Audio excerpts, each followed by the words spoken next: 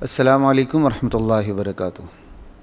ناظرین، جیسا کہ آپ کے علم میں ہے کہ گزشتہ دن وفاق المدارس العربیہ پاکستان کے صدر علامہ یوسف بنوری رحمۃ اللہ علیہ کے شاگرد رشید اور جامعۃ العلوم الاسلامیہ بنوری ٹاؤن کراچی کے محتمم اور ہزاروں علماء کے استاذ حضرت مولانا ڈاکٹر عبدالرزاق سکندر صاحب اللہ کی رحمت میں چلیں گے۔ اللہ تعالی حضرت کی مغفرت فرمائے، آنے والے تمام مراحل حضرت کے آسان فرمائے، درجات بلند فرمائے، پسماندگان کو صبر جمیل عطا فرمائے۔ اللہم اغفر لحینا و میتنا و شاہدنا و غائبنا و صغیرنا و کبیرنا و ذکرنا و انثانا، اللہم من احییتہ منا فاحیہ علی الاسلام ومن توفیتہ منا فتوفہ علی الایمان، اللہم اغفر لہ وارحمہ وعافہ واعف عنہ واکرم نزلہ ووسع مدخلہ واغسلہ بالماء والثلج والبرد ونقہ من الذنوب کما ینقى الثوب الابیض من الدنس وباعد بینہ وبین خطایاہ کما باعدت بین المشرق والمغرب وابدلہ دارا خیرا من دارہ واہلا خیرا من اہلہ، آمین یا رب العالمین۔ ناظرین، بہت بڑے عالم دین تھے، سر دس چند منٹوں میں میں نے ایک آدھ منٹ میں میں نے آپ کی ان کی دو تین خوبیاں بس آپ کے سامنے رکھنی، اور یہ خوبیاں بھی اس حوالے سے رکھنی ہے کہ میں نے اور آپ نے ان خوبیوں کی تقلید کرنی، اتباع کرنی ہے۔ جو خوبیاں بکھر نکھر کر ان کے حوالے سے عوام کے سامنے موجود ہیں وہ تو بہت سی ہوں گی، جو میری نظر میں کچھ ایک دو خوبیاں ہیں جس پہ میں بہت متاثر بھی ہوں۔ ان میں ان کی ایک بہت بڑی خوبی یہ ہے کہ ان کے مزاج میں اعتدال تھا۔ یہ اللہ کی بہت بڑی عنایت ہوتی ہے کہ آپ اصولی مسائل میں اور خصوصاً فروعی مسائل میں اعتدال سے کام لیں۔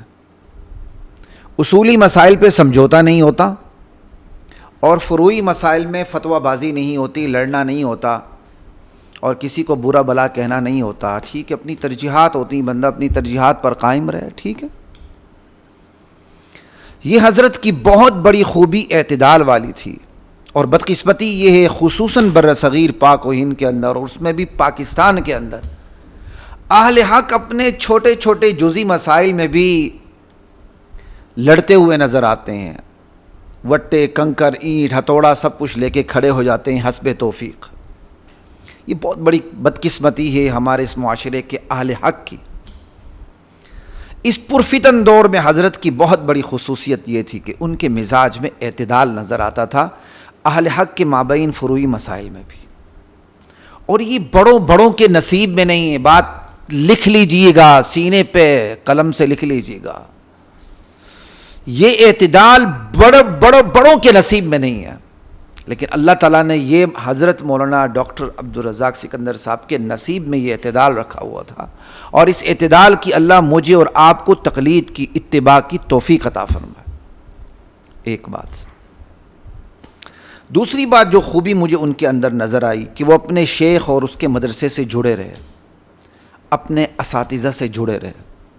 یہ بہت بڑی خوبی ہے جو مرور زمانہ کے ساتھ لوگوں میں یہ خوبی کم ہوتی جا رہی ہے۔ آپ نے دیکھا ہوگا بعض لوگ تو یعنی اپنے اساتذہ کی بھی توہین سے باز نہیں آتے اپنے بیانات میں۔ بہت افسوس ہوتا ہے، بہت افسوس ہوتا ہے۔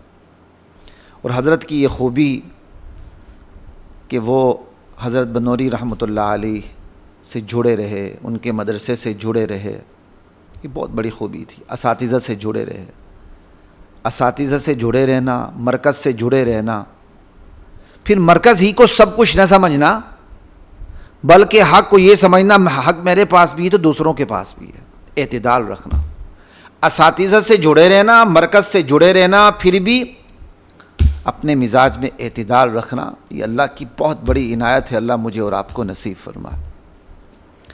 تیسری خوبی جس پہ میں بات کرنا چاہتا ہوں حضرت کی، کہ وہ آپ کے علم میں کہ حضرت جہاں ان کے پاس دینی تعلیم تھی وہاں دنیاوی لحاظ سے بھی ڈگری تھی، اگرچہ وہ بھی دینی حوالے سے تھی، لیکن دنیاوی حوالے سے بھی ایک اعلیٰ ترین ڈگری ان کے پاس تھی کہ وہ پی ایچ ڈی ڈاکٹر تھے.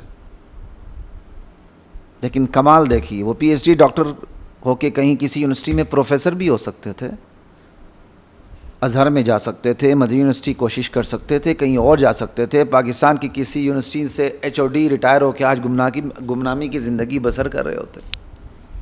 لیکن اللہ نے انہیں توفیق یہ دی کہ دونوں قسم کی تعلیمیں ہونے کے باوجود وہ مدرسے سے جڑے رہے. یہ بہت بڑی خوبی ہے جو بہت کم لوگوں میں پائی جاتی ہے.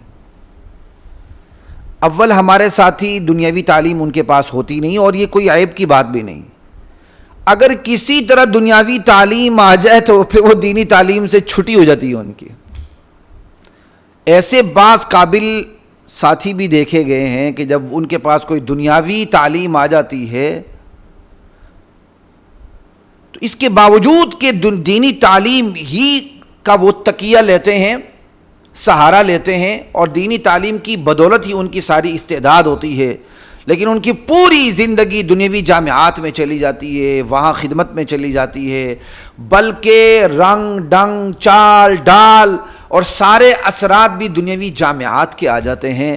پھر وہ وہیں کے ہو کے رہ جاتے ہیں، ہوتے سونے ہیں اپنی فطرت میں، اپنی استعداد میں، لیکن معذرت کے ساتھ پھر کام کے نہیں ہوتے.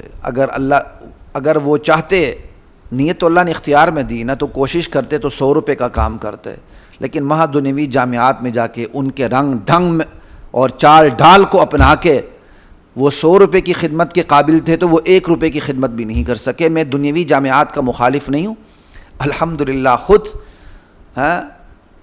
پی ایچ ڈی سطح تک پڑھاتا رہا ہوں، پی ایچ ڈی اسٹوڈنٹس کو پڑھاتا رہا ہوں، یہ الحمدللہ ساتھیوں کو پتہ ہے. یہاں کوئی میں اپنی تعریف کرنے نہیں بیٹھا ہوا، صرف یہ بتا رہا ہوں کہ میں دنیوی جامعات کا مخالف نہیں. خود 7-8 سال میں اسسٹنٹ پروفیسر رہا ہوں، بلکہ میں 6-7 سال لاء پڑھاتا رہا ہوں، LLB کی کلاسز لیتا رہا ہوں. لیکن میں نے مرکز دینی جامعہ کو سمجھا، اسی میں نے اپنی زندگی گزاری، تدریس بھی کی الحمدللہ. بس یہ میرا پہلا سال ہے جو مدرسے میں تدریس کا نہیں ہے. میرے والد صاحب کا انتقال ہو گیا، اس کے بعد میں نے فی الحال عارضی طور پر تھوڑی سی تدریس چھوڑی ہوئی، لیکن میں یہاں سے الحمدللہ میں نے درس صحیح بخاری کا آغاز بھی کر دیا. انشاءاللہ یہ سلسلہ آگے چلتا جائے گا اللہ تعالیٰ نے چاہا. تو تیسری خوبی میں حضرت کی یہ بتا رہا تھا کہ دکتورا کے باوجود وہ مدرسے کی زندگی سے جڑے رہے، اور یہ اللہ کا ان پر بہت بڑا فضل اور بہت بڑی عنایت تھی. تو وہ احباب جو دنیاوی تعلیم ساتھ ساتھ کر رہے ہیں یا کر رہے ہیں دینی تعلیم کے بعد، ان کو میں یہ نصیحت کرنا چاہوں گا حضرت کی زندگی کو سامنے رکھتے ہوئے، ضرور پی ایچ ڈی کریں، بلکہ پوسٹ پی ایچ ڈی کریں، بلکہ ایک سے زائد پی ایچ ڈیز کریں، لیکن دیکھیں کہ آپ کی محنت کا مرکز محل کیا ہے. بس آپ جس استعداد کے ہیں نا، اس استعداد پہ آ کے کام کریں. یونیورسٹی میں 1-2 پیریڈ گزارا کر کے لاکھوں کی تنخواہیں لے کر اگر ہم نے ایک زندگی آسانی والی گزار دی تو جو ہماری استعداد تھی، کیا اس استعداد کے متعلق اللہ سوال نہیں کریں گے؟ میرے بندے، میں نے تجھے یہ استعداد دی تھی، 8-10 سال تو نے مدرسے کی روٹیاں پھاڑی تھیں، جا کے دکتورا کرنے کے بعد تو یونیورسٹی میں لگ گیا اور میرا حق بھول گیا. ضرور دنیوی جامعات میں بھی پڑھائیں، مرکز کو نہ چھوڑیں. ہمیں بھی برین کی ضرورت ہے، ہمیں بھی اعلیٰ ترین خون کی ضرورت ہے. خیارہم فی الجاہلیہ خیارہم فی الاسلام. اسلام کو بھی تازہ دم خون کی ضرورت ہے. یہ نہیں دکتورا کر کے آپ کسی یونیورسٹی میں جا کے لگ جائیں اور مدرسے کو بھول جائیں، یہ اللہ کی پوچھ ہوگی. تو یہ 3 خوبیاں حضرت کی سامنے رکھیں. ان کی زندگی کی سب سے بڑی خوبی اعتدال، ان کی زندگی کی دوسری بڑی خوبی اپنے مرکز اور اساتذہ سے تعلق، اور ان کی زندگی کی تیسری بڑی خوبی کہ اتنی اعلیٰ تعلیم حاصل کی تو انہوں نے وہ تعلیم حاصل کرنے کے بعد افادہ اور استفادہ کا مرکز انہوں نے دنیاوی جامعہ نہیں بلکہ دینی جامعہ کو بنایا. یہ بہت بڑی بات ہے، بہت بڑی بات ہے. اللہ ہمیں ان تینوں خوبیوں کی اور ان کی تمام اچھی خوبیوں کی اتباع کرنے کی، اپنانے کی، تقلید کرنے کی توفیق عطا فرمائے. اللہ تعالی ہمارے اوپر ہمارے بڑوں کا سایہ برقرار رکھے، جن سے ہم پوچھ کے چلیں، جن کی زندگیاں موجود ہوتی ہیں تو ہماری زندگیوں میں برکتیں ہوتی ہیں. اللہ ہمیں اپنے اساتذہ کی کیا کہتے ہیں اساتذہ کا ادب کرنے کی توفیق عطا فرمائے. بڑے بدقسمت ہوتے ہیں وہ لوگ جو اساتذہ کے بے ادب ہوتے ہیں.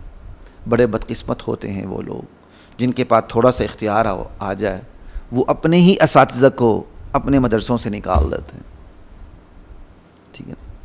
بعض بدقسمت صاحبزادے ایسے بھی ہوتے ہیں جو اپنے ہی اساتذہ کو اپنے مدرسوں سے نکال کے خوش ہوتے ہیں, پھر اوپر سے نیچے گرتے ہیں اور ایسے جہل مرکب ہوتے ہیں کہ ان کو اپنے گرنے کا احساس بھی نہیں ہوتا کہ میں گر چکا ہوں, مجھے زوال آ چکا ہے. یہ بھی اللہ کی مار ہوتی ہے. بندہ جاہل ہو, جہل مرکب ہو, اس پر زوال آ رہا ہو اور اس کو وجہ زوال کا پتہ بھی نہ ہو بلکہ اسی کو وہ عروج سمجھتا ہو. باہر کیف اللہ تعالیٰ تمام مرحومین کی میرے والد سمیت سب کی مغفرت فرمائے, اور جو موجود ہیں اللہ ان کا سایہ ہم پر ایمان کے ساتھ سلامت رکھے, اور ہمیں بھی مرنے دم تک دین پر قائم رہنے کی توفیق عطا فرمائے. جب موت آئے تو اللہ شہادت کی, حلاوت کی, راحت کی موت بلکہ شہادت کی زندگی نصیب فرمائے. آمین یا رب العالمین. والسلام علیکم ورحمۃ اللہ وبرکاتہ.